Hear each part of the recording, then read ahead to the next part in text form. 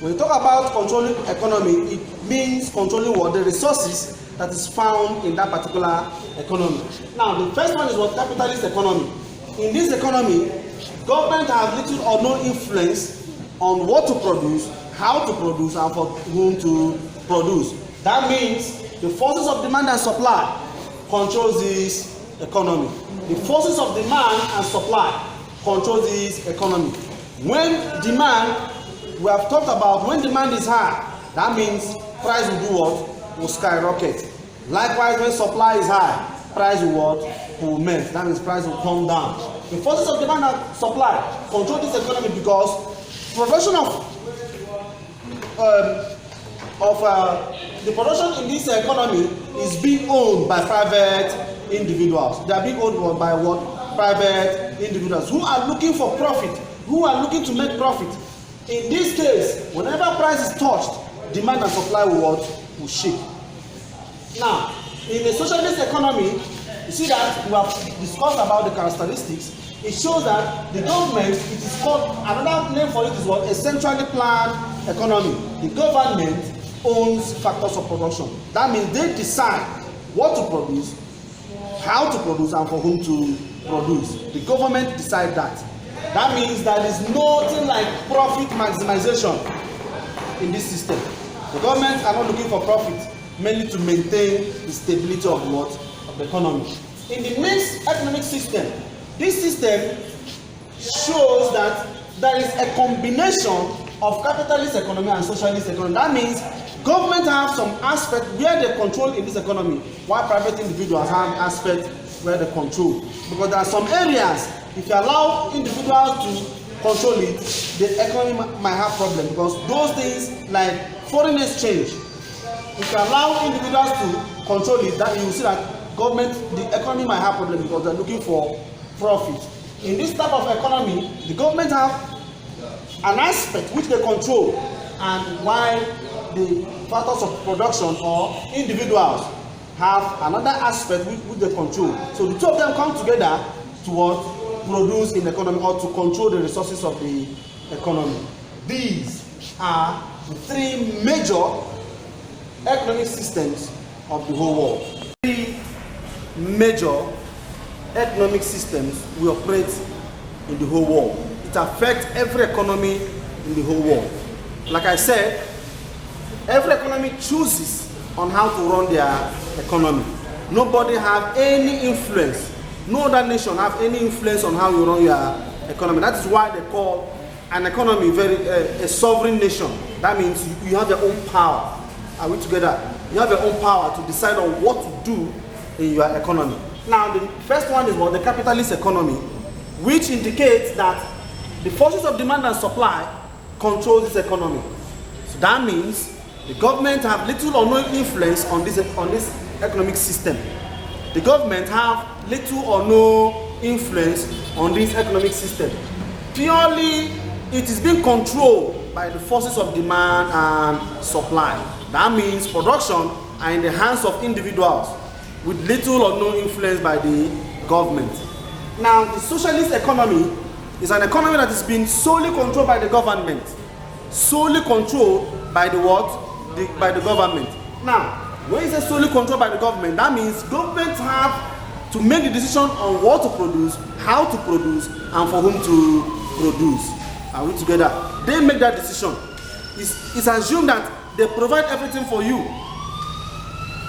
And wages is being based on the ability and your needs. When they're providing everything for you, that means you don't need to bother yourself about any of that. The government provides everything that you need to survive. Are we together? Now, in this other mixed economy, it comprises these two systems. That means the government and the individuals come together to what? Control the economy. That means there's a percentage of control the government have on the economy, and what? There is other percentage the individuals or the forces of demand and supply have on the economy. Now, let us look at the factors. Let us look at the factors, the features of a capitalist economy. Features of capitalist economy. Features of what? Capitalist economy.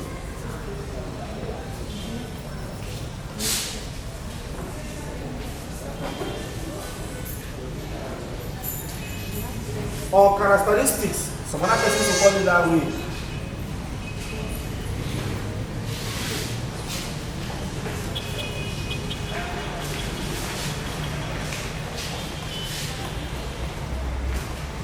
Capitalist economy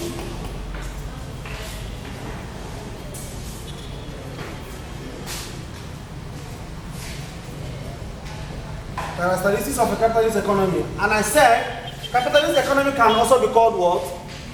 Can also be called what? Enterprise economy. This is what? The features or characteristics of what? A capitalist economy. Are we listening? Are we listening? These are the major features or characteristics of what?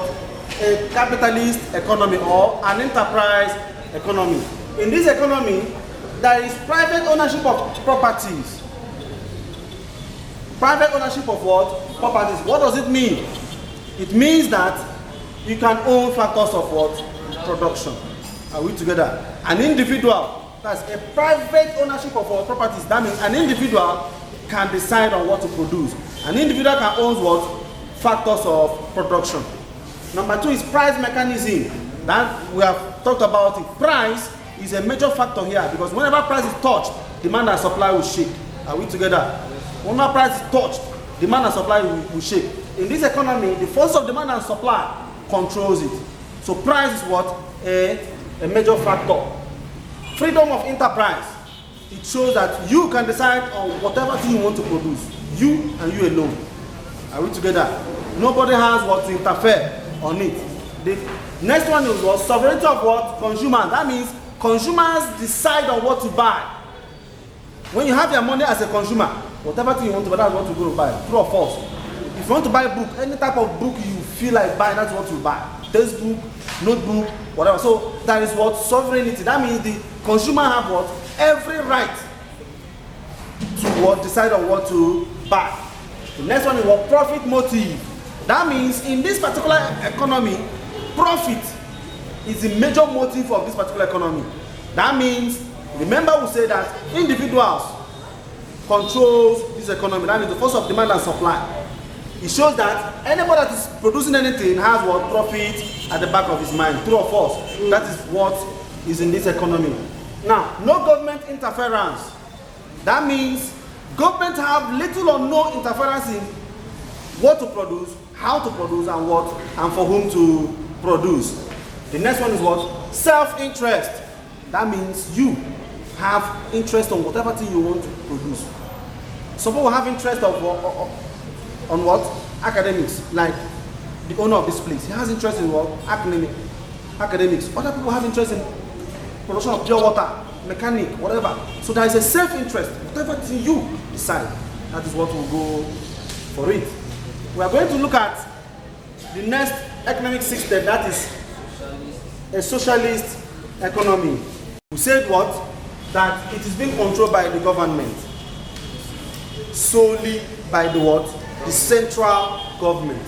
Solely by what? The central government. Some people call it a centrally planned economy.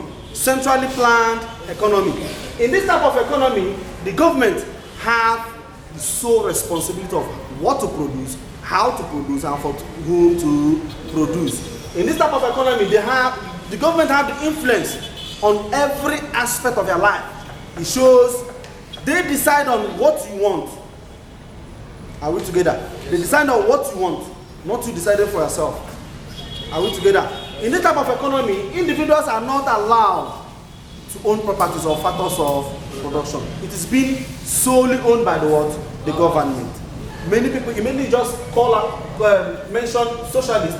They say what? It's a centrally planned economy. When you say centrally planned economy, it means the government have the total influence on for what to produce, how to produce, and for whom to produce.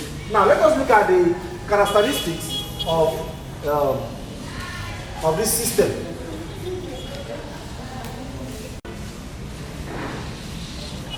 Remember what we said about the centrally planned economy. I use this so that you will not be confused anytime it is being mentioned. Socialist economy or socialism and centrally planned economy, all of them are what? The same. Now, number one is what? Collective ownership.